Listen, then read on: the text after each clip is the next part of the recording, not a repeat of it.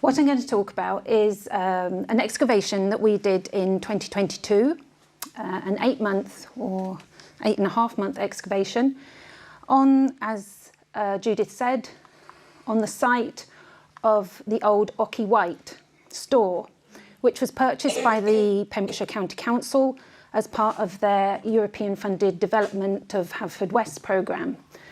And as you can see from this, it's quite an old aerial photograph. This is the 1980s. You can see the castle sitting up on its rocky outcrop above, and the Western Cleddau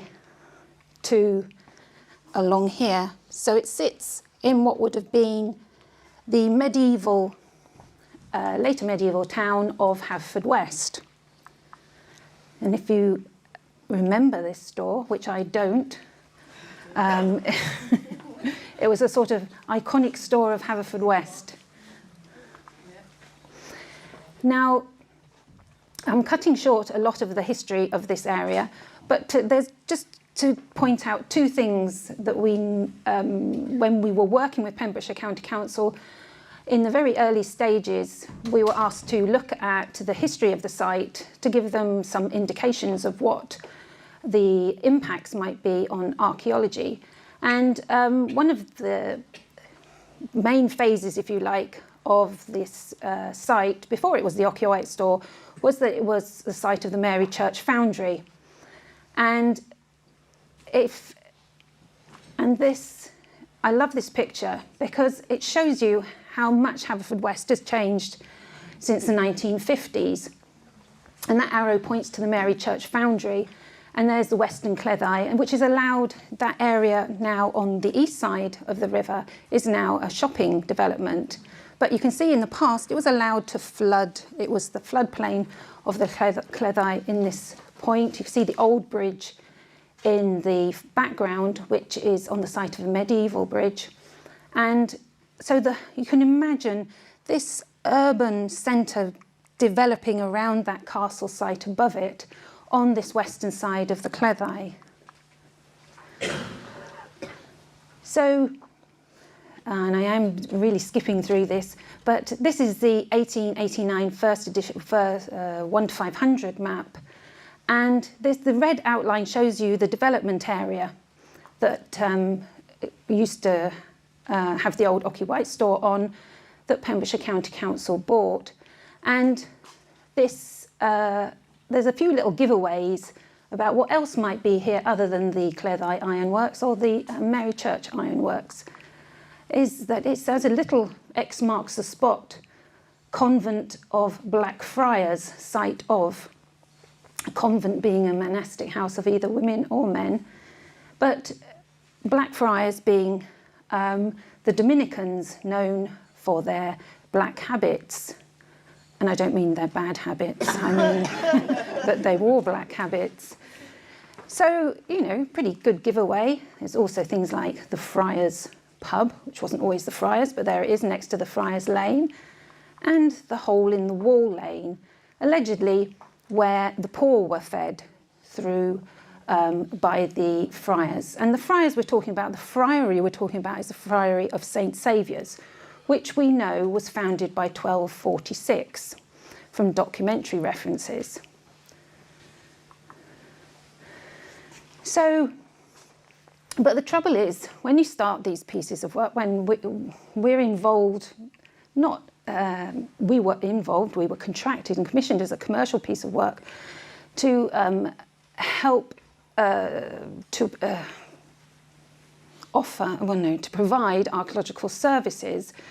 But at the time, it's quite a... People ask us, why didn't they know that there were burials there? Right from the beginning, why did they develop a site when they should have known? Should they not have known that there were burials there? Because I think you all know I'm going to carry on and talk about burials. But they didn't know because there's been very little development in this area that would have given them and the archaeological advisors to the planning authority a cause to raise that significance up as that would have influenced their decision to develop the site. it's never as straightforward as you think. But to cut a long story short, when they bought the site, the first thing that you do when you're going to develop it is that you have to look at the ground conditions to see how, how do you design your foundations. And when they did that, we monitored those excavations, those geotechnical works, and we immediately found that about a metre to 2 metres down, we had burials in this area and this area. This area was always it was absolutely packed with asbestos. And this area, we didn't see a great deal in those first geotechnical works, but was ruled out eventually because to allow the development to progress without bankrupting it really, we had to allow excavation to carry on, the development to carry on in here, so that we could excavate in here and here. And that was the compromise.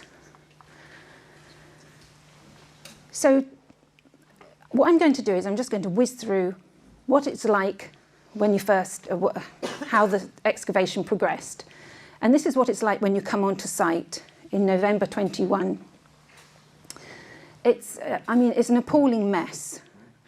And what your first role is to do is to spend days, if not weeks, clearing the site up and getting to a point where you can excavate it. If I move on, this is where we started the excavation. That's that area that's called A2. And this we had to excavate prior to reaching anything of medieval date of about a metre plus of industrial remains, if you like, the consequences of hundreds of years of industrial activity on this site, mostly in the form of iron foundry works of different periods. And as you can see, we still have some of the remains of the casting pits. But beneath that, what I'm going to concentrate and talk to today is the results from the late medieval period. And here you can see there's Alex at the top there. She wasn't always a finds person. She excavating the first burials that became in this area, became visible underneath the industrial overburden. Now in this small area, this gave us an indication of what we might find in the bigger area. We had 17 burials, intercutting burials, all east-west aligned, all in this area shroud burials. So east-west aligned, definitely Christian burials. Shroud burials they're not buried in a coffin, very simply buried in in one piece of linen that's wrapped around them, and with their arms crossed across their chest. And you can see this one just shows you an example of how his lower body, I don't actually know if it's a male or female, but I always call them he, was truncated by a later casting pit. So this small area we did of A2 confirmed what we'd seen in the geotechnical pits, that we had a cemetery, but in this little area we had no evidence of buildings. These burials are cut through the old river gravels, but no sign of any building. When we get onto the main area, we had to excavate a huge amount of industrial remains, the spaghetti junction of drainage. And then when we removed all that 18th, 19th century disturbance, we came onto what was, I think, a period of inactivity where little happened. But what did happen was we had this, underneath all that industrial activity and the consequences of that, was an area of building rubble, demolition rubble I would call it, on the southern edge of the trench that tapered off towards the north. It gave us the impression that it had been pushed over from the south. And within that material were lots of fragments of stone carving, The little arm you can see on the right comes from a tomb. You see this little angel, and fragments of column capital, and some lovely early 13th century encaustic tile, floor tiles, many of which are similar to other churches in West Wales of this period, including specifically Carew. So when we took all that material comes from a building somewhere, but it's not a building that's here, because once we took all that off, we came down onto this lovely, well, dirty, lovely, if you like to call it, very consistent soil. And here you can see a fantastically, it turned out to be enormous, a wall with enormous foundations running parallel with Bridge Street, right at the end of our excavation area. But through that, you can just see, I think, the odd skull poking through and someone's foot down there. But at this stage, we are now over just on the cusp of 120 down from current ground surface, and as soon as you hit 120, you're not allowed to dig any further, specifically in an excavation like this, where you're working between two standing buildings. So what we had to do then, negotiate with Pembrokeshire County Council to shore the site up, to insert metal sheeting either side of the excavation area to hold the earth back and to prevent any movement in the walls either side. This was quite an undertaking, because by now the end, you see at the top, that's where we started our excavation, is now part of the development, and we are completely hemmed in. So the only way was to crane in a machine and the piles, and to insert these sheet piles either side with bracing to allow us to excavate at any depth. And that's what it looks like once we got back onto site. So immediately you're incredibly constrained by the area that you have to dig in. And it's okay when you're starting at this level, you could actually hop over these braces. But when you start digging a little bit lower, you can't, your legs aren't long enough to get over them, and you have to crawl under them.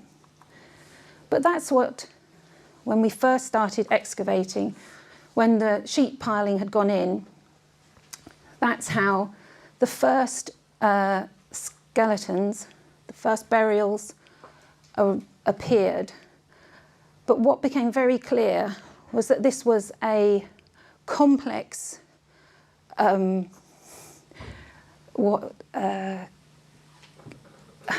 arrangement of burials over many, many years. And we're probably talking between the sort of the 14th and 16th centuries that this cemetery was in use.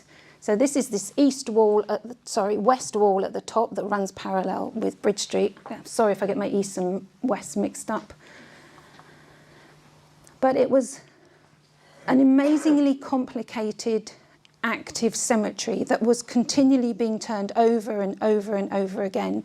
So disarticulated, so burials were being disturbed by later burials, and those were being thrown back with previous ones. And this was turned over and over again over some period of time. So the archaeologists, the team, did an amazing job in trying to work out who was who, and working underneath the sheet piling, sometimes trying to remove people. As you can see, this has been cut away by a burial that's already excavated. This poor gentleman's lost his head. We think actually he was beheaded. And equally, when it was such an active cemetery with this constant turnover of burials, that they had real problems to know what to do with the skulls and the long bones of the burials that they then disturbed. And this one was quite amazing. When they buried this person here in their shroud, they then had about 5 skulls that they decided, well, we'll just put them around his head and we'll put another couple between his legs. And it was so and equally what was quite clear was that there was a lot of pathology, just obvious to ourselves, and we're not osteologists, but you can see this skull here has been sliced off on the back, one side of the back of the skull, with by a very sharp implement.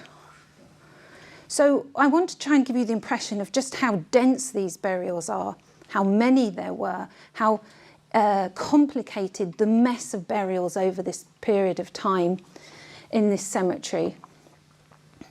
And we had what I now know, because we are starting to get the results of the osteological work that Cardiff University are carrying out, is that one of these is trepanation and the other is actually a crossbow bolt wound.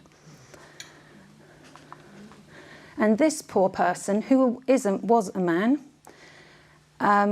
is suffering the effects of being hit multiple times by a very sharp sword, at least 7 times, and probably the first blow would have killed him. Now, we did have the odd find. This is a Christian cemetery, so very few, if any, grave goods, but the odd find came up. That isn't his shoulder, that's somebody else's pelvis, is a water bucket handle, holy water bucket handle. And occasionally we found group burials, which in our heads we went, oh, there must be a family, but as we've just received from Cardiff University the first results from the isotope analysis of the mostly the dental enamel of, and these people were not related, but very ill. And occasionally a burial that gave you a salutary reminder that what we're looking at are the remains of people. Luke mentioned that archaeology is about people, it's about the history of people, and sometimes we get so involved in objects and sites that we forget what we're seeing are the results of people, of human beings. And this, and especially with the very young child burials, it was a reminder that these are the remains of human beings who lived in Haverfordwest and had families, occupations, and this one where this little child with the possible parents' arms across. So that's the child's skull, the adult's is below. And it just reminds you of this is a reflection of the community that lived in Haverfordwest at the time. So this is one of our first plans. We're just starting to do the post-excavation now. And this is our middle phase of burials. This is the sort of densest, the ones we can't really pull apart. So we have some later ones, but this, as you can see, the little crossed arms means it's a shroud burial. By their side means it's a coffin. And what we have here is this west wall runs, Bridge Street is here, and the western Cleddau is down here. And what we think we have is this wall has been rebuilt many times, but the remains of this north wall are of an earlier structure.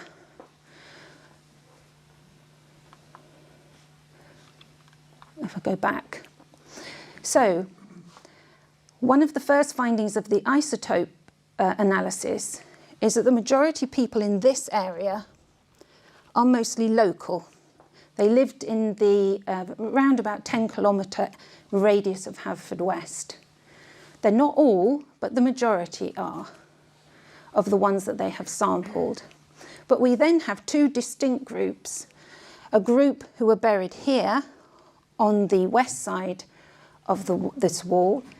And if you can see little stone areas, rectangular stones, these crypts, are the burials in there, which are much, by far, our earliest burials.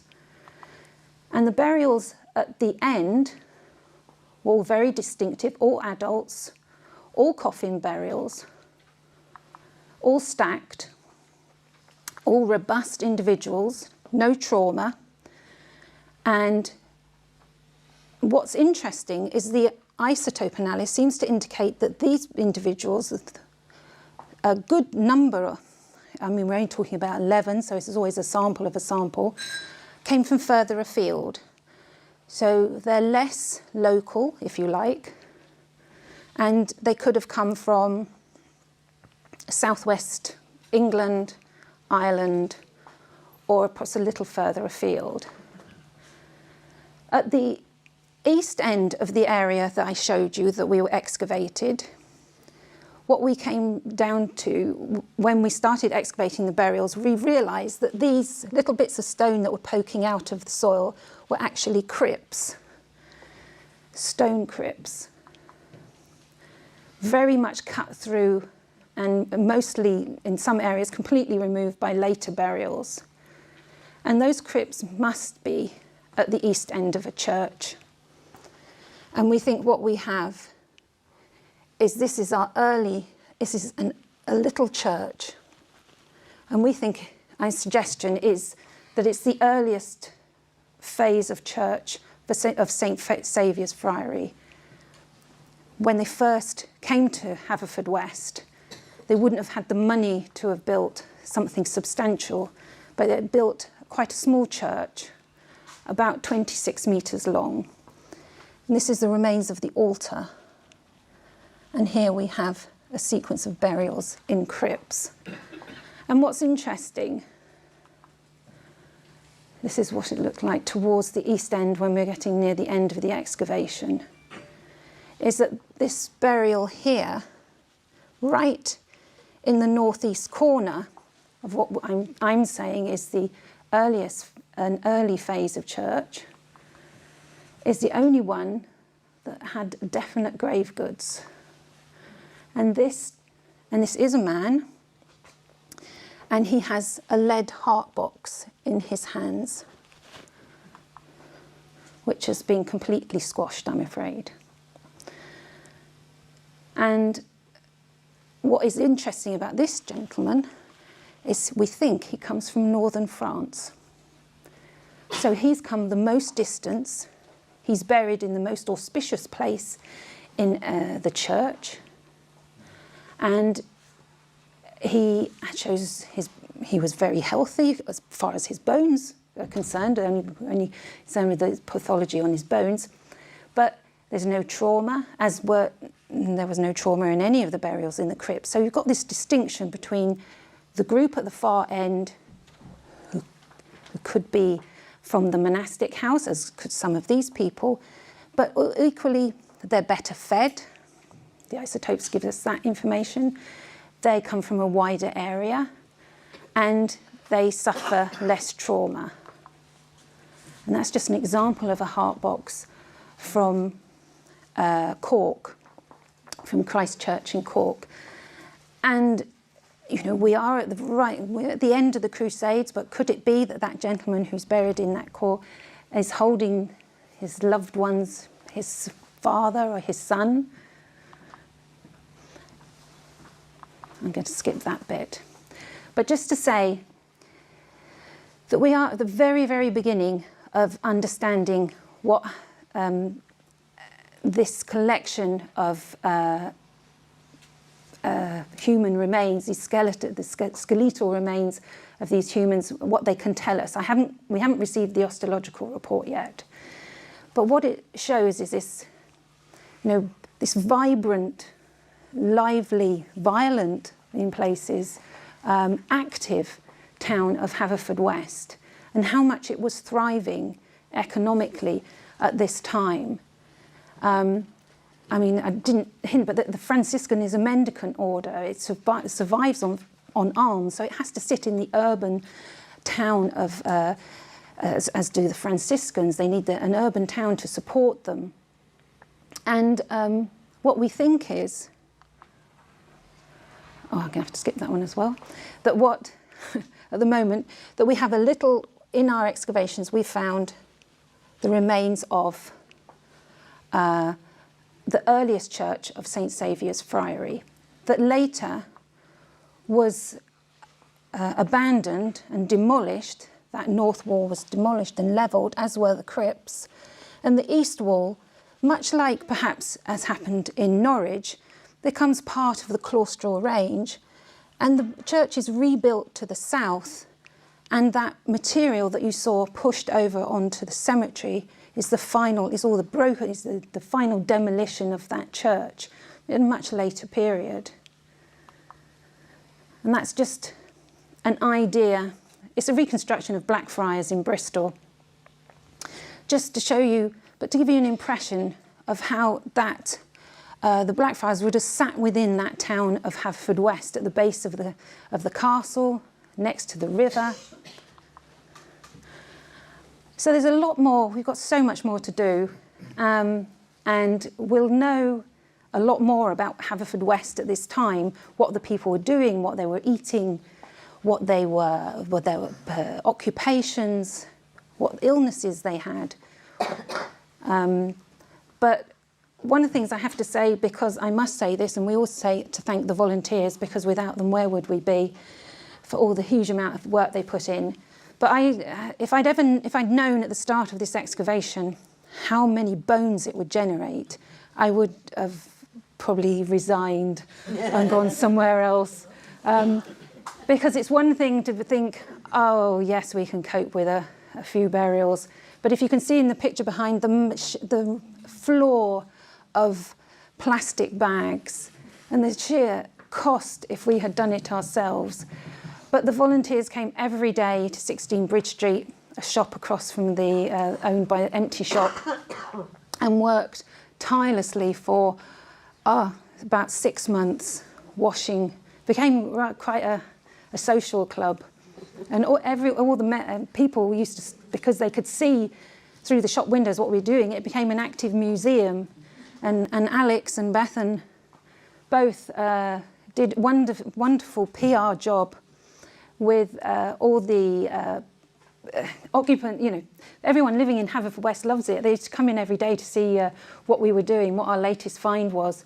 And they all said how a wonderful thing it was to see this aspect of the work. Everyone often watches things on Digging for Britain and everything, but they don't see this huge amount of work that goes on behind.